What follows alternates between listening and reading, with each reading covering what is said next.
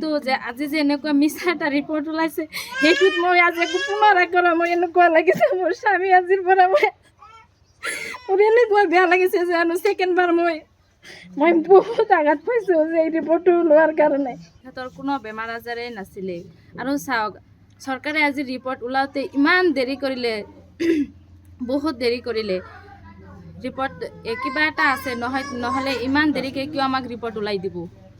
আমাৰ চৰকাৰৰ পৰা আমাৰ কিবা সুবিধা কৰক নকৰক সেইটো বেলেগ কথা, কিন্তু যে আজি যে এনেকুৱা মিছা এটা ৰিপৰ্ট ওলাইছে সেইটোত মই আজি একো পুনৰাই কৰা মই এনেকুৱা লাগিছে মোৰ স্বামী আজিৰ পৰা মোৰ এনেকুৱা বেয়া লাগিছে যে ছেকেণ্ডবাৰ মই বহুত আঘাত পাইছোঁ যে এই ৰিপৰ্টটো ওলোৱাৰ কাৰণে।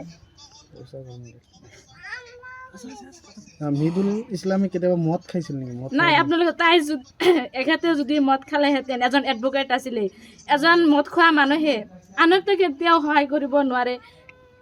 তেওঁ যদি নিজেও মদ খালেহেঁতেন তেওঁ আনক কেনেকৈ সহায় কৰিব সেইটো চাওক, এজন এডভকেট। আৰু আপোনালোকে চাওক, চেষ্টা কৰি চাওক, যদি এখেতে যদি মদ খাইছিলে আপোনালোকে সেইটো ওলোৱাৰ কাৰণে চেষ্টা কৰে। যদি মদ খোৱা মানুহ ৰাতিপুৱা ঘৰৰ পৰা ওলাই গ'ল, চাহ পানী খায়, তাতে মদ ক'ত খালে, কেনেকুৱা খালে? আৰু দিনটো পৰতে কোনেও এনেকৈ মদ খায় নেকি? কোনোদিনেই মদ খোৱা নাছিলে। এইবিলাক চব চৰকাৰৰ চক্ৰান্ত হয়। চৰকাৰৰ চক্ৰান্তৰ কাৰণে আজি ৰিপৰ্ট ওলোৱাতে ইমান দেৰি কৰিলে, নহ'লেতো আমি কিমান দিনৰ পৰা লাগি আছোঁ আমাৰ ৰিপৰ্ট ওলাই দিয়ক। কিবাতো এটা হ'লে আছে, নহ'লে আমাৰ ৰিপৰ্ট ওলাওঁতে কিয় ইমান দেৰি কৰিব?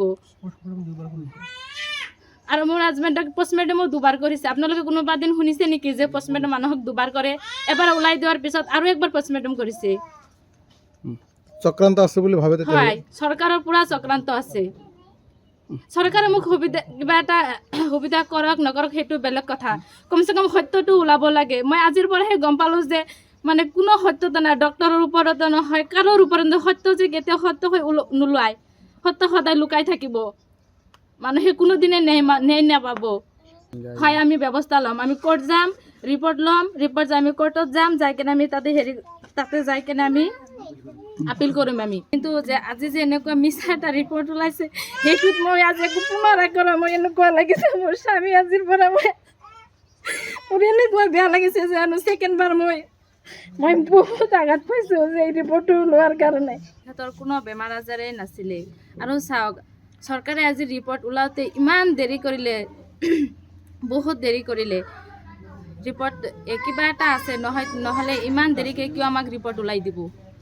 আমাৰ চৰকাৰৰ পৰা আমাৰ কিবা সুবিধা কৰক নকৰক সেইটো বেলেগ কথা, কিন্তু যে আজি যে এনেকুৱা মিছা এটা ৰিপৰ্ট ওলাইছে সেইটোত মই আজি একো পুনৰাই কৰা মই এনেকুৱা লাগিছে মোৰ স্বামী আজিৰ পৰা মোৰ এনেকুৱা বেয়া লাগিছে যে ছেকেণ্ডবাৰ মই বহুত আঘাত পাইছোঁ যে এই ৰিপৰ্টটো ওলোৱাৰ কাৰণে।